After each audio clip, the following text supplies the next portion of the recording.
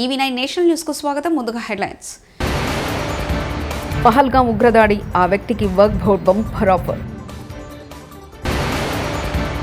అమరావతి రాజధాని పనులు పునఃప్రారంభం, నరేంద్ర మోదీ శంకుస్థాపన. ఏపీ చరిత్రలో లిఖించదగ్గ రోజు చంద్రబాబు.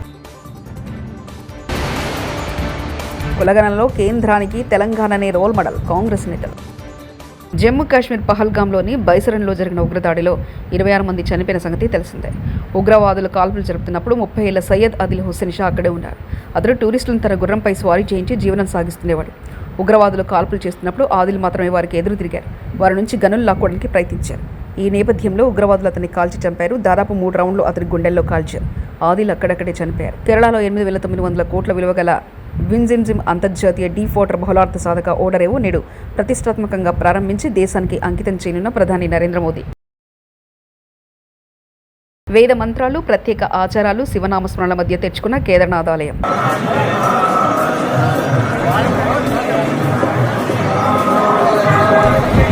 రాజధాని అమరావతి పునర్నిర్మాణ పనులకు ప్రధాని నరేంద్ర మోదీ శంకుస్థాపన చేశారు.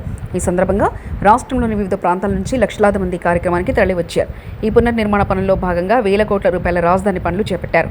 ఈ కార్యక్రమానికి దాదాపు 5 లక్షల మంది ప్రజలు విచ్చేశారు. ఈ కార్యక్రమానికి వచ్చిన వారికి ఎక్కడ ఎవరికి ఎటువంటి ఇబ్బంది కలగకుండా అన్ని ఏర్పాట్లు చేశారు. అందుకోసం ఉన్నతాధికారులతో పాటు మంత్రులు సైతం ఈ కార్యక్రమాన్ని దగ్గరుండి పర్యవేక్షిస్తున్నారు. వందే మాతరం. ఇప్పుడు మన అమరావతి రైతులు జై హో అమరావతి, జై హో అమరావతి, జై హో అమరావతి. అద్భుతం, పరమాద్భుతం. మన ప్రధానమంత్రి వర్యులు specially being felicitated by our Honorable Chief Minister and intricately designed Amaravati themed Prime Minister portrait memento. ప్రత్యేకించి కళంకారి రీతిలో దీన్ని రూపొందించి ప్రధాని గారి పోర్ట్రేట్ని మొమెంటో రూపంలో అందిస్తున్నారు ముఖ్యమంత్రి వర్యులు. Huge round of applause. ముఖ్య అతిథి. గత 5 ఏళ్లు అమరావతి రైతులు ఎన్నో ఇబ్బందులు పడ్డారు. అమరావతి రైతులు లాఠీ దెబ్బలు కూడా తిన్నారు. అమరావతి రైతులు మర్చిపోలేని పోరాటం చేశారు. అమరావతి రాజధానిగా ఉంటుందని ఆనాడు మాట ఇచ్చారు. ఇచ్చిన మాటకు కట్టుబడి మళ్లీ ప్రధాని మోదీతో రాజధాని అమరావతి పనులు పునఃప్రారంభం. గత ప్రభుత్వం అమరావతి భవిష్యత్తును తుడిచిపెట్టేసింది. ధర్మయుద్ధంలో అమరావతి రైతులు విజయం సాధించారు. అమరావతి రైతుల త్యాగాలు మర్చిపోలేనివి. ఉద్యమంలో అమరావతి మహిళా రైతుల పాత్ర కీలకం. అమరావతి రైతులకు కూటమి ప్రభుత్వం అండగా ఉంది. రాజధాని రైతుల త్యాగాన్ని గత ప్రభుత్వం విస్మరించింది. అమరావతి ప్రపంచ స్థాయి రాజధానిగా ఆవిర్భవిస్తుంది. రాజధాని రైతులు భూములు మాత్రమే ఇవ్వలేదు, రాష్ట్రానికి ఇక భవిష్యత్ ఇచ్చారు. రాళ్ళు రప్పల్లో మహానగరాన్ని చూసిన వ్యక్తి Chandrababu. Development, empowerment, a new India is emerging. In this last 10 years, people have been empowered and 15 crore people have been brought out of poverty. That is his greatness. One side development, one side eradication of poverty. That is the philosophy, ideology of our Prime Minister. Recently, always what all you talk is keeping nation first, not individual interest, anybody personal interest, only national interest. Sir, we are all proud of you. Yesterday cabinet, you have taken one more revolutionary decision, that is caste census. It is a big game changer. I am confident you wanted to help the poorest of the poor, and also you want to bridge the gap between haves and have-nots. It is all possible only with you, with your public policies. I am very happy by announcing this. India is safe. India will become developed nation under his leadership. ఈ సందర్భంగా ఇక్కడికి వచ్చినప్పుడు ధర్మయుద్ధంలో గెలిచిన అమరావతి రైతులు అమరావతి రైతులు గత 5 ఏళ్లుగా పోరాడు. డిప్యూటీ సీఎం పవన్ కళ్యాణ్ అమరావతి శాశ్వత రాజధానిగా ఉంటుందని మేము మాటిచ్చారు. అమరావతి కోసం రైతులు 34,000 ఎకరాల భూములు ఇచ్చారు. గత 5 ఏళ్లుగా రాజధాని ప్రాంత రైతులు నలిగిపోయారు. రాజధాని రైతుల పోరాటం మరవలేనిది. అమరావతి రైతులు ధర్మయుద్ధంలో గెలిచారు. గత ప్రభుత్వం అమరావతి భవిష్యత్తును తుడిచిపెట్టేసింది. అమరావతి రైతులు పోలీసుల లాఠీ దెబ్బలు తిన్నారు. దెబ్బలు తిని కేసులు పెట్టించుకొని ఇంట్లో పెద్దవాళ్ళని కానీ చాలామందిని 2000 పైచులకు రైతులు ప్రాణాలు కోల్పోయి మీరు నలిగి బాధపడి మీ కన్నీళ్ళు తుడిచే వాళ్ళు ఉన్నారా ఆ రోజునని చాలాసార్లు మహిళా రైతులు నన్ను అడిగారు. ఇది గౌరవ ప్రధానమంత్రి శ్రీ నరేంద్ర మోదీ గారికి తెలుస్తుందా అని ఒకసారికి 5 సంవత్సరాల క్రితం మీరు అడిగారు.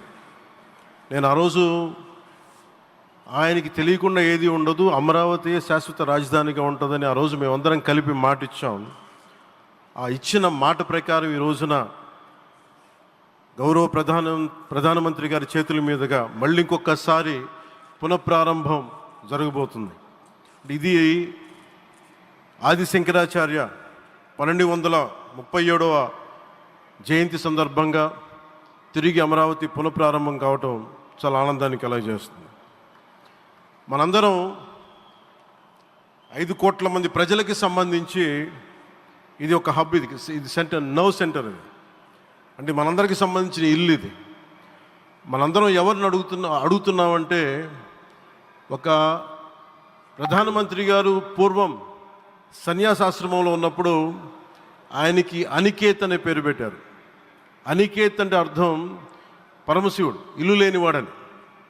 అలాంటి ఇల్లు లేనివాడు, కుటుంబం లేనివాడు 5 కోట్ల మంది కుటుంబాలకు, 5 కోట్ల మంది ప్రజల కోసం, ఎన్ని కోట్ల కుటుంబాల కోసం మనందరికీ రాజధానిలో ఒక నగరం నిర్మించడానికి, ఇల్లు నిర్మించుకోవడానికి ఇల్లు లేకుండా 140 కోట్ల మంది ప్రజల బాధ్యత తీసుకొని కశ్మీర్ నుంచి కన్యాకుమారి వరకు, అక్కడ కామాఖ్య నుంచి ద్వారకా వరకు ప్రపంచమే, మన దేశమే తన కుటుంబంగా చేసుకుంటూ ఈ భారతదేశమే తన ఇల్లుగా చేసుకొని తిరిగి పునఃప్రారంభానికి విచ్చేసిన గౌరవ ప్రధానమంత్రి శ్రీ నరేంద్ర మోదీ గారికి మనస్ఫూర్తిగా మన అందరి తరపున, ఆంధ్రప్రదేశ్ ప్రజలందరి తరపున, అమరావతి రైతాంగం తరపున, ఆడపడుచుల తరపున వారికి చేతులెత్తి హృదయపూర్వక నమస్కారాలు తెలియజేస్తున్నాను. దివిసీమ తుఫాన్ వచ్చి ప్రధాని నరేంద్ర మోదీ కొట్టే దెబ్బకు పాకిస్తాన్ తోకముడడం ఖాయమని మంత్రి నారా లోకేష్ అన్నారు. నవీ ఆంధ్రప్రదేశ్ రాజధాని అమరావతి పునఃప్రారంభ కార్యంలో అని మాట్లాడుతూ ఉగ్రవాద దాడిలో చనిపోయిన కుటుంబాలకు నివాళులర్పించారు. ఉగ్రదాడి మృతుల కుటుంబాలకు దేశం మొత్తం అండగా ఉందన్నారు. పాకిస్తాన్కు సమాధానం చెప్పగలిగే మిస్సైల్ ప్రధాని మోదీ అని కొనియాడారు. మోదీ కొట్టే దెబ్బకు పాకిస్తాన్ తోకముడడం ఖాయమని చెప్పారు. 100 పాకిస్తాన్లు వచ్చినా భారత్ను ఏం చేయలేవని లోకేష్ అన్నారు. ప్రాణాలు సైతం లెక్క చేయకుండా అమరావతి కోసం పోరాడిన రైతులకు, ప్రజలకు నా హృదయపూర్వక నమస్కారాలు. ముందుగా పహల్గామ్ ఉగ్రవాద దాడిలో చనిపోయిన వారికి నేను నివాళులర్పిస్తున్నా.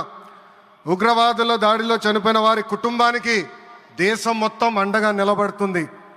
పాకిస్తాన్ గీత దాటింది, అమాయకుల్ని చంపింది, చాలా పెద్ద తప్పు చేసింది. ఒక్క పాకిస్తాన్ కాదు, 100 పాకిస్తాన్లు వచ్చినా భారతదేశ నేలపై మొలిచిన గడ్డి కూడా పీకలేరు. 100 పాకిస్తాన్లకు సమాధానం చెప్పే ఒక్క మిసైల్ మన దగ్గర ఉంది. ఆ మిసైల్ ఏంటో తెలుసా? నమో గౌరవ ప్రధానమంత్రి నరేంద్ర మోడీ గారు. సింహం ముందల ఆటలు ఆడకూడదు, ఆడితే ఏమవుతుంది? మన సింహం నమో కొట్టే దెబ్బకి వరల్డ్ మ్యాప్లోనే పాకిస్తాన్ అని మిస్సింగ్ రావటం ఖాయం. ఈరోజు పాకిస్తాన్ ఆర్మీలో పనిచేసేవారు కొంతమంది రాజీనామా చేశారు, కొంతమంది సెలవులు పెట్టిపోయారు. దట్ ఈస్ మన నమో కొట్టే దెబ్బకి పాకిస్తాన్ దిమ్మ తిరుగుతాం ఖాయం. ఈరోజు నేను గర్వంగా చెప్పగలుగుతున్నా, ఎంటైర్ నేషన్ స్టాండ్స్ విత్ మన నమో. కేంద్రం ఈరోజు కులగణన చేయాలన్న నిర్ణయం తీసుకుంది. ఇది ఒక నిర్ణయం కాదు, ఇది ఒక సంచలనం. Wear others hesitated for decades, Namo acted, rewriting history with courage. True to his commitment to empower the marginalized and deprived, Namo's bold stroke will deliver social justice in its truest form. నమో గారికి ఆంధ్రప్రదేశ్ అన్న, అమరావతి అన్న ఎంతో ప్రేమ. ఇప్పుడు ఆయన ఢిల్లీలో ఎంత బిజీగా ఉన్నారో మనందరూ తెలుసు. ఆయన ఈ కార్యక్రమానికి వచ్చారు. 2024 ఎన్నికల్లో ప్రజలు ఎన్డీఏ ప్రభుత్వానికి 94 సీట్లు గెలిపించారు. అందుకే మన ప్రధాని నమో గారు ఆంధ్రప్రదేశ్ కోరిన అన్ని కోరికలు తీరుస్తున్నారు. కాంగ్రెస్ అగ్రనేత రాహుల్ గాంధీ కృషి వల్లే దేశవ్యాప్తంగా కులగణన చేయడానికి కేంద్రం ముందుకొచ్చిందని మంత్రం పొన్ని ప్రభాకర్ అన్నారు. హైదరాబాద్లోని రాజ్భవన్లో కాంగ్రెస్ పార్టీ తరఫున బీసీ నేతలందరూ గవర్నర్ను కలిశారు. బీసీ బిల్లును రాష్ట్రపతి పరిశీలనకు పంపేందుకు కృతజ్ఞతలు తెలిపారు. కేంద్రం చేపట్టే కులగణనకు తెలంగాణనే రోల్ మోడల్గా నిలుస్తుందని మంత్రి పొన్నం పీసీసీ చీఫ్ మహేష్ కుమార్ గౌడ్ పేర్కొన్నారు. ఈ చట్టాన్ని తీసుకొచ్చి రేవంత్ రెడ్డి గారి నాయకత్వంలో ఉన్న ప్రభుత్వం దేశానికే రోల్ మోడల్గా 42% స్థానిక సంస్థల్లో విద్యా ఉపాధి అవకాశాలు రిజర్వేషన్ కల్పించే విధంగా చట్టం చేసి, చట్టం కంటే ముందు ఎంపెరికల్ డాటా ప్రామాణికమైనటువంటి సమాచారాన్ని సేకరించి సబ్ కమిటీ వేసుకొని క్యాబినెట్ అప్రూవ్ చేసుకొని శాసనసభ ఆమోదించుకొని చట్టాన్ని ప్రభుత్వానికి అనుమతి కొరకు కేంద్రానికి పంపేటువంటి సందర్భంలో రాష్ట్రపతికి గవర్నర్ గారు న్యాయపరమైనటువంటి అంశాలన్నింటినీ పరిశీలించి దాన్ని రాష్ట్రపతి గారికి పంపడం జరిగింది. అందుకు తెలంగాణ కాంగ్రెస్ ప్రజాప్రతినిధులం బీసీ నాయకులం అందరం కూడా కలిసి ఈరోజు ధన్యవాదాలు చెప్పడం జరిగింది. తప్పకుండా తెలంగాణ తీసుకున్నటువంటి రోల్ మోడల్ ఏ కుల గణన సర్వే అయితే జరిగిందో అది ఈరోజు దేశవ్యాప్తంగా భారతీయ జనతా పార్టీ కూడా 2025 క్యాష్ సెన్సెస్లో ఈ యొక్క కులాల సమాచారాన్ని కూడా తీసుకుంటామని చెప్పడాన్ని స్వాగతిస్తూ తప్పకుండా తెలంగాణ రోల్ మోడల్. దీని మీద ఎవరైనా విమర్శ చేస్తున్నటువంటి వాళ్ళు ఆత్మవిమర్శ చేసుకోవాలి. వీళ్ళు గతంలో వ్యతిరేకించిన వాళ్ళు ఇలా మా తెలంగాణ ప్రభుత్వ ఆలోచనను కేంద్రం మార్గదర్శకత్వంగా ఆదర్శంగా తీసుకుంటే జీర్ణించుకోలేక విమర్శిస్తున్నారు. వాళ్ళు అటువంటి వాళ్ళను పట్టించుకునే అవసరం లేదు. ఇలా తెలంగాణ కానీ దేశవ్యాప్తంగా ఉన్న బలహీన వర్గాల సంక్షేమానికి సంబంధించిన ఏ నిర్ణయం జరిగిందో ఆ నిర్ణయాన్ని అందరం కూడా బలహీన వర్గాల నాయకులను స్వాగతిస్తూ ఉన్నాం. గవర్నర్ గారికి మరొకసారి ధన్యవాదాలు తెలియజేస్తా ఉన్నాం. అందరికీ నమస్కారం. రాహుల్ గాంధీ గారి యొక్క ఆశయాన్ని పరిపూర్ణంగా అమలు చేసినటువంటి ప్రభుత్వం తెలంగాణలో ఉన్నటువంటి కాంగ్రెస్ ప్రభుత్వం. ముఖ్యమంత్రి రేవంత్ రెడ్డి గారి సారథ్యంలో మేము గతంలో ఎన్నికల ముందు కామారెడ్డిలో నేను ప్రవేశపెట్టిన డిక్లరేషన్లో భాగంగా బంగ్లా నుండి ముస్లింలు బీహార్లోకి వస్తే వాళ్ళ పిల్లలు తెలంగాణలోకి వచ్చి మదర్సాలో చదువుతున్నారంటూ బీజేపీ ఎంపీ రఘునందన్ రావు వ్యాఖ్యానించారు. జరుగుతుందనేటువంటి విషయంలో విచారణ జరిపినప్పుడు మొత్తం తెలంగాణ కాదు దేశం మొత్తం ఆశ్చర్యపోల్సినటువంటి విషయాలు ఉన్నాయి. అక్కడ ఆ మదర్సాలో 70 మంది విద్యార్థులు చదువుకుంటున్నారు. జిన్నారం దగ్గర ఘర్షణ కారణమైనటువంటి మదర్సాలో 70 మంది విద్యార్థులు చదువుకుంటున్నారు. ఎక్కడోళ్ళు? జిన్నారం వాళ్ళు, బొల్లారం వాళ్ళు, పటాన్చేరు వాళ్ళు, రామచంద్రపురం వాళ్ళు, సిద్దిపేట వాళ్ళు, ఇంకెవరో పక్కోళ్ళేమో అనుకున్నా నేను.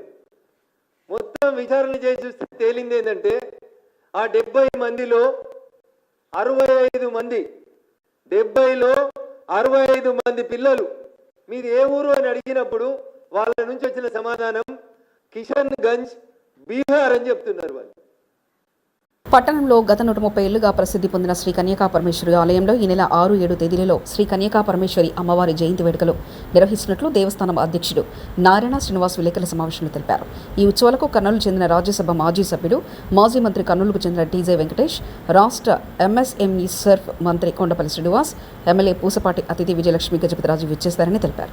ఉత్సవాల సందర్భంగా నిర్వహించే కార్యక్రమాలు తెలిపారు. ఈ మేరకు సభ్యులతో కలిసి కరపత్రాలు ఆవిష్కరించారు. నిర్వహించడానికి తలపెట్టాము. ఈ మన దేవస్థానం నుంచి కూడా ఈ పూజా కార్యక్రమాలు, ఉత్సవాలే కాకుండా అనేక సేవా కార్యక్రమాలు కూడా రోజు నిత్యాన్న ప్రసాదం కానీ, అలాగే ఫ్రీ హాస్టల్ స్టూడెంట్స్ కానీ, కళ్యాణ మండపం కానీ అనేక సేవా కార్యక్రమాలు దేవస్థానం నుంచి జరుగుతుంటాయి. అదే ఇప్పుడు ఈ ఉత్సవాల రూపంలో ఇక్కడ అమ్మవారికి ఇటు అటు ఉపాలయాల్లో కృష్ణుడి ఆలయం ధనుర్మాసంలో చాలా అద్భుతంగా ఉత్సవాలు జరుగుతాయి.